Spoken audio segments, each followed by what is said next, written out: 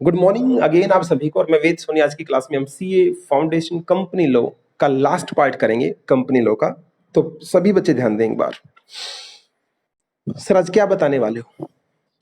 हर बच्चे से हाथ जोड़ के रिक्वेस्ट है, पिछली सारी बातें भुला के एक बार यहाँ प्लीज फोकस करें। बहुत एग्जाम ओरिएंटेड है और उम्मीद है जैसा आप पहले पेशेंस दिखाते थे, समझते थे, आप वैसा आज भी समझेंगे। चलिए बेटा, आज बात करेंगे मेमोरेंडम की।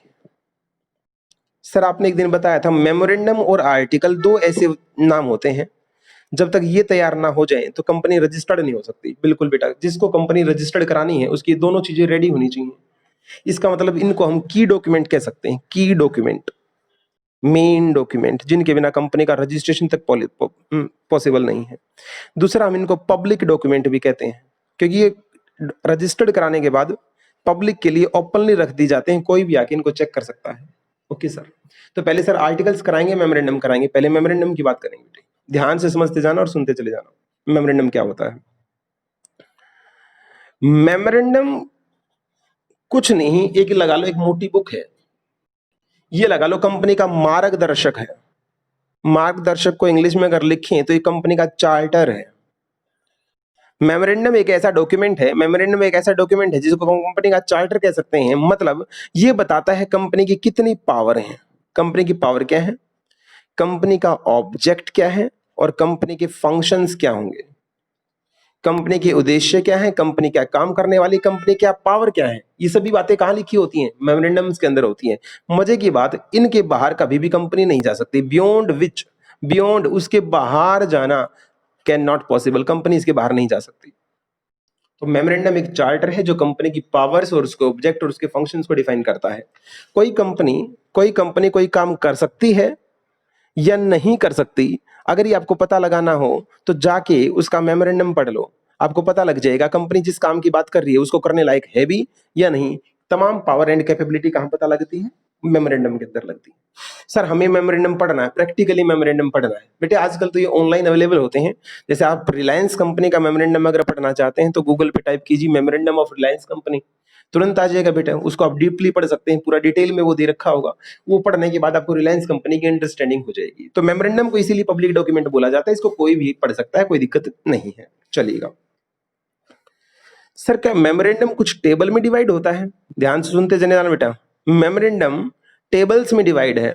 टेबल्स, इसकी कुछ टेबल बनी हुई हैं। वो टेबल ऑब्जेक्टिव टाइप क्वेश्चंस के लिए याद करनी जरूरी है। Table A, table B, table C, table D और टेबल ई। मैंने यहाँ पे 5 टेबल में मेमोरेंडम को बांट दिया। 1 2 3 4 5 टेबल ए, बी, सी, डी, ई। अब ध्यान से सुनना बेटे, ये 2 टेबल हैं अनलिमिटेड कंपनी के लिए, अनलिमिटेड कंपनी के लिए। और बेटे ये 3 टेबल हैं लिमिटेड कंपनी के लिए। किसकी टेबल? हमारे मेमोरेंडम कितने भागों में बटा हुआ है? 5 टेबल में है। पहली 3 एप्लीकेबल है लिमिटेड कंपनी के लिए और बाद की 2 हैं अनलिमिटेड कंपनी के लिए। सर लिमिटेड में भी बताओ ना थोड़ा सा डिटेल में, ये किसके लिए? ये किसके लिए? कंपनी जो लिमिटेड बाय शेयर है।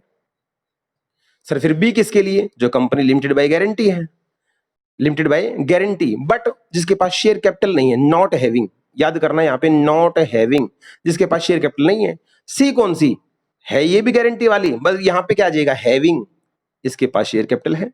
तो मैं फटाफट एक बार रिवाइज कराता हूं। रिवाइज कराने क्या बेटे?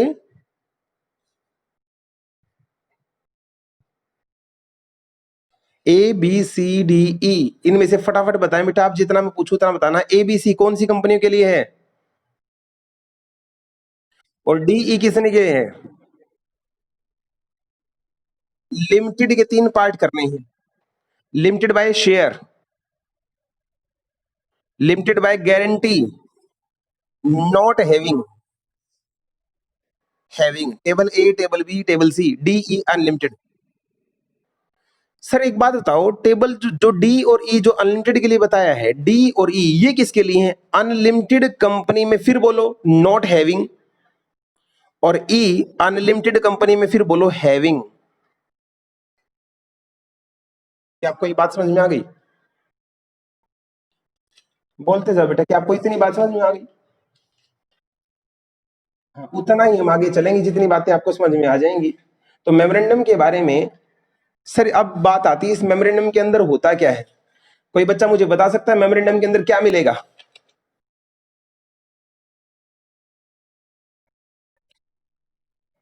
Content of memorandum. अब पेपर में ये सब्जेक्टिव क्वेश्चन आ सकता है बेटा, इसके ऊपर हम क्यों मार्क करेंगे छोटा सा। पेपर में आ सकता है मेमोरेंडम के कंटेंट बताओ, मेमोरेंडम में क्या क्या कंटेंट होते हैं। तो बड़ा आसान है। सबसे पहले मेमोरेंडम में नेम क्लोज होता है, नेम क्लोज। इसमें कंपनी का क्या बता रखा होता है बेटे बताओ? कंपनी किस नाम से रजिस्टर्ड है। इसमें एक बात और भी बतानी पड़ेगी, अगर कंपनी पब्लिक होगी तो नाम के पीछे लिमिटेड लगाएगी, और कंपनी अगर प्राइवेट होगी तो नाम के पीछे प्राइवेट लिमिटेड लगाएगी। सर क्या हम नाम के पीछे एनपीओ लगा सकते हैं? हाँ, अगर आप सेंट्रल गवर्नमेंट से लाइसेंस लेके लगाओगे तो लगा सकते हैं, अदरवाइज नहीं लगा सकते। सर क्या हम अपने नाम के पीछे ट्रस्ट लिख सकते हैं? क्या बेटे?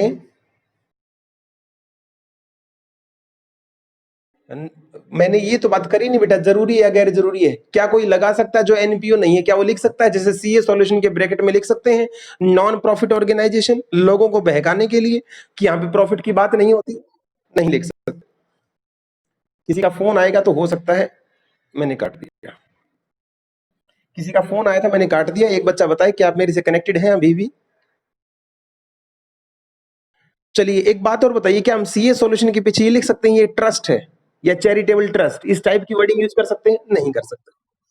तो कंटेंट ऑफ मेमोरेंडम का सबसे पहला पॉइंट, इसमें नेम होता है, नेम के बारे में कुछ बातें हमने जानी। दूसरे जो क्लोज होता है वो इसका सिचुएशन क्लोज होता है। सिचुएशन क्लोज, कहां पे कंपनी का रजिस्टर्ड ऑफिस सिचुएटेड है, वो कौन से स्टेट में लोकेटेड है। सीए सॉल्यूशन का हेड ऑफिस भिवानी के अंदर है, तो ये स्टेट क्या पड़ा? हरियाणा। तो सिचुएशन क्लोज में बताया जाएगा कंपनी का हेड ऑफिस कहां पे रजिस्टर्ड है। क्या आपको सिचुएशन क्लोज का मतलब समझ में आ गया बेटे? तीसरा क्लोज मिलेगा इसमें आपको ऑब्जेक्ट क्लोज। कंपनी का ऑब्जेक्ट क्या है, कंपनी किस पर्पज के लिए बनी है। सीए सॉल्यूशन पढ़ा था टीचिंग प्रोफेशन के लिए, तो ये का ऑब्जेक्ट में आ गया टीचिंग। सर चौथा क्या आएगा क्लोज?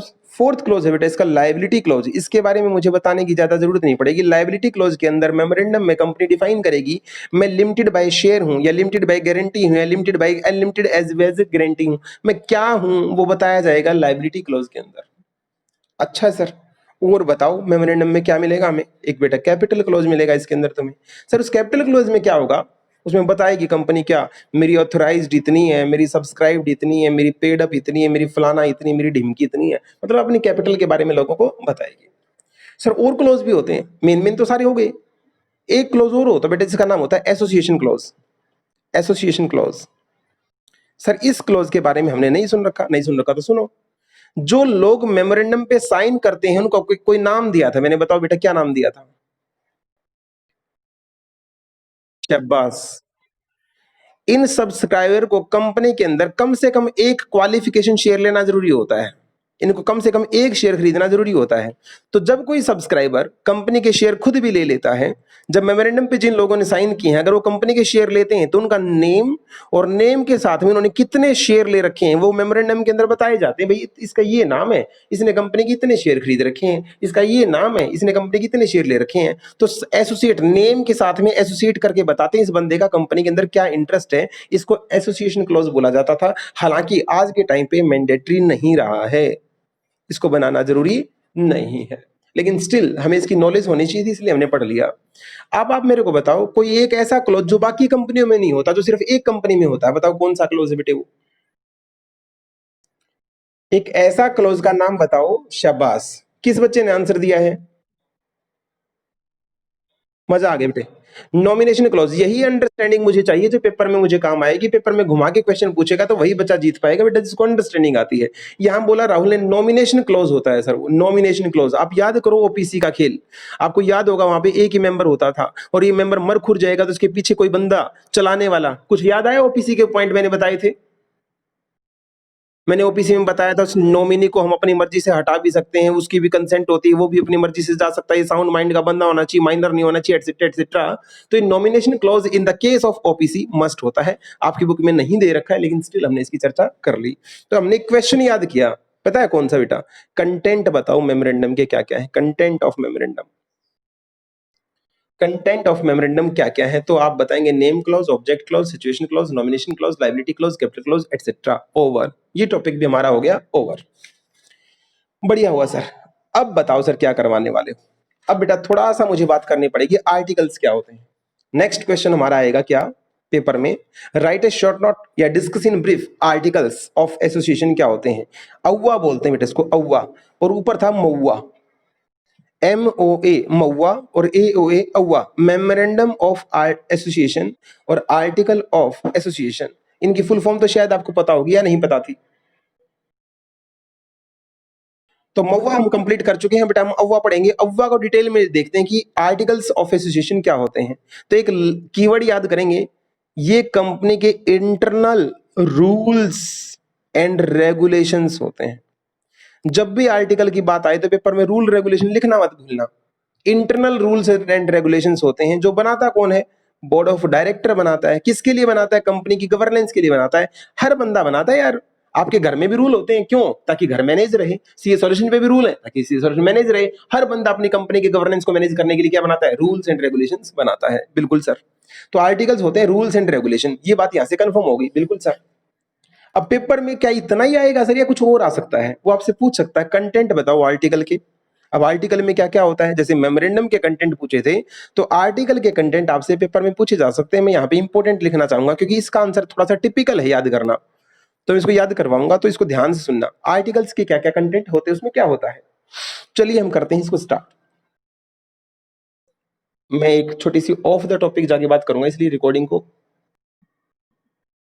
आर्टिकल्स हमारे इंटरनल रूल्स एंड रेगुलेशन होते हैं। हम इनके कंटेंट की बात कर रहे थे, जरा कंटेंट को एक बार याद कर लेते हैं, पेपर के लिए इंपॉर्टेंट है। मैंने इसको क्यों मार्क कर दिया सर, कंटेंट फटाफट याद करवाना। बिल्कुल। कंटेंट में देखिए पहला कंटेंट बोलता है आर्टिकल्स कंटेन, सी से कंटेन, आर्टिकल में रेगुलेशंस होते हैं। मैंने कहा अच्छा, और बता क्या क्या होता है इसके अंदर।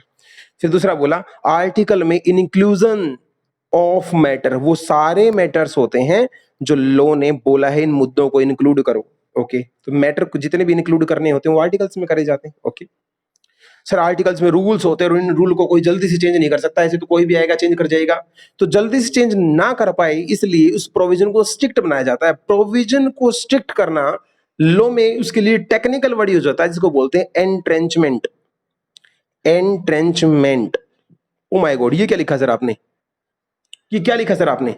रूल को आप सिंपली जल्दी से चेंज नहीं कर सकते, जब कुछ कंडीशन पूरी हो जाएंगी, जब कुछ कंडीशंस पूरी हो जाएंगी तभी आप रूल को चेंज कर सकते हो, अदरवाइज चेंज नहीं कर सकते। मतलब रूल को चेंज ना कर पाने के लिए कंडीशन लगा देना एंट्रेंचमेंट कहलाता है। तो एंट्रेंचमेंट कहां कहां आपने कौन से रूल पे लगाया है, ये भी आर्टिकल्स के अंदर आपको बताना पड़ेगा। सर अगर कल को चेंज करना है तो एंट्रेंचमेंट का मैनर भी तो होना चाहिए कि चेंज किया जाएगा तो कैसे किया जाएगा, ये मैनर भी आपको अव्वा के अंदर बताना पड़ेगा। सर और क्या बताना पड़ेगा, जब भी आप कुछ चेंज करोगे तो ये चेंज आपको मामा को भी तो बताना पड़ेगा। सर ये मामा कौन है, इसको बोलते बेटा ROC, registrar of company. Okay sir. Sir एक बात बताओ, जैसे हमारे मेमोरेंडम की टेबल थी, क्या आर्टिकल्स की भी टेबल होती है। बिल्कुल आर्टिकल की भी टेबल होती है। वो टेबल खत्म हुई थी ABCDE, ई पे खत्म हुई थी। इसकी टेबल है FGHIJ, ये इसकी टेबल है। सर फिर ये किसकी, कैसे कैसे हैं, ये फिर से वही पार्ट है बेटे। ये लिमिटेड कंपनियों के लिए है, ये अनलिमिटेड कंपनियों के लिए है। उसमें फिर वही having, not having, having, not having, कोई दिक्कत थोड़ी ना है। तो FGHIJ किसके लिए है, आर्टिकल्स ऑफ एसोसिएशन की है। सर एक चीज और बताओ, हमने पार्टनरशिप एक्ट में कहीं पढ़ते थे जिनका अपना पार्टनरशिप डीड नहीं होगी उनके ऊपर टेबल A के रूल लग जाएंगे, तो ऐसा कुछ यहाँ पे भी है। हाँ बिल्कुल है। जो अपने आर्टिकल्स तैयार नहीं करेंगे, वैसे तैयार करने मस्ट होते हैं। अगर किसी ने आर्टिकल तैयार किए और आधे अधूरे तैयार किए, पूरे तैयार नहीं किए, या किसी ने तैयार ही नहीं किए, तो चिंता मत करो, तुम्हारे ऊपर मॉडल आर्टिकल एप्लीकेबल हो जाएंगे, जो स्टैंडर्ड होते हैं, सभी के लिए एक जैसे होते हैं। मॉडल आर्टिकल्स आपके ऊपर लगा दिए जाएंगे। सर फटाफट एक बार रिवाइज कराओ, उसके बाद हमसे सुनना, फिलहाल मत सुनो। ओके, क्वेश्चन था कंटेंट किसके, आर्टिकल्स के। सर शॉर्ट में याद करने का तरीका बताओ बेटा। आर्टिकल्स के कंटेंट में सबसे पहला है, इसके अंदर रेगुलेशंस होते हैं। तो दो वर्ड बोलेंगे हम यहाँ पे, रूल्स एंड रेगुलेशंस होते हैं। Okay sir. यहाँ पे सारे मैटर्स इंक्लूड किए जाते हैं। Okay sir. कोई जल्दी से चेंज ना करे, यहाँ पे एंट्रेंचमेंट डाला जाता है, to become strict, entrenchment. Sir और क्या होता है, ये एंट्रेंचमेंट चेंज करने का मैनर क्या रहेगा, ये मैनर भी वहीं बताया जाएगा।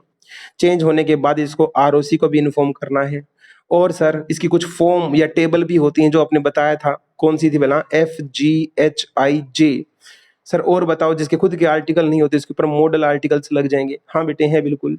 ये कुछ कंटेंट है, मैंने कीवर्ड्स लिखवा दिए, कीवर्ड्स पेपर में लिख के अंडरलाइन कराना, पूरे नंबर आएंगे। जो बच्चा रटेगा वो फंसेगा। क्लास के अंदर कोई धुरंधर जो मुझे फटाफट बताए आर्टिकल्स के कंटेंट क्या क्या है, जल्दी बताओ बेटे आर्टिकल्स के कंटेंट।